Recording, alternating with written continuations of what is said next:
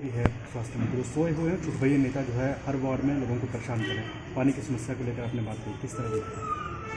देखिए, बड़ा गंभीर मुद्दा है। सोलन की जनता माननीय विधायक जी को चुन करके विधानसभा में भेजती है और हमारा नुमाइंदा यहाँ पर आराम कर रहा हो और सो रहा हो और एक भी शब्द सोलन की जनता त्राहिमाम त्राहिमाम कर रही है और एक भी शब्द आपके मुंह से नहीं निकलता है। क्यों लिए आपने वोट? में ये पूछना चाहूँगा, जब आपने आराम ही करना था तो किसी और को जिम्मेवारी देते। पानी की संकट अभी से नहीं है, मैं मानता हूँ, पर पूर्व की हमारी सरकारें, चाहे वो आदरणीय धूमल जी की सरकार और बिंदल जी मंत्री थे, तो हम पानी लेकर के आए, इतनी बड़ी स्कीम लेकर के आए। उसके बाद जयराम ठाकुर जी ने अपनी पिछली सरकार में हमारे लीडरों के कहने पे यहाँ पर 15 करोड़ से ऊपर दिए सोलन की चिंता की। आदरणीय मोदी जी ने हर घर जल दिया, हर घर से नल दिया। और मैं आपसे पूछना चाहता हूं कि आपने जल की चिंता छोड़िए, आपने तो विधानसभा की चिंता करनी छोड़ दी है महोदय। किस लिए बने हैं आप मंत्री या विधायक?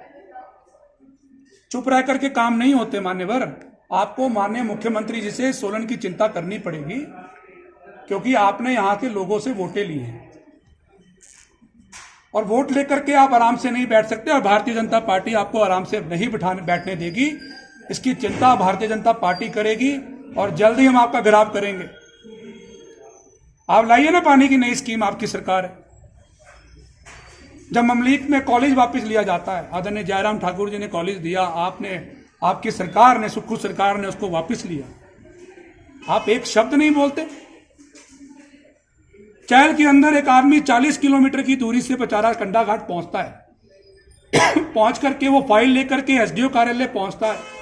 उससे पूछिए जरा कि 40 किलोमीटर कितना होता है। इसकी चिंता की थी तो पिछली सरकार भारतीय जनता पार्टी की सरकार ने की थी। और जब वो सब डिवीजन वापस लिया जाता है, आप एक भी शब्द नहीं बोलते।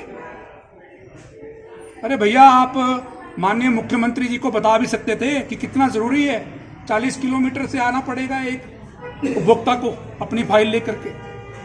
स्कूलों को अपग्रेड किया गया, कितना जरूरत था अपग्रेड करने का। आप जब वो डिग्रेड किए गए, आपने एक शब्द नहीं बोला।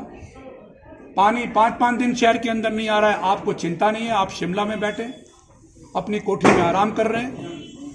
आपके चुटभैया नेता यहाँ पर बैठ करके अंदर स्कीमें बना रहे हैं कि कोalition के अंदर भाजपा का नगर निगम बना है, इस कोalition वाले नगर निगम को तंग कैसे करना।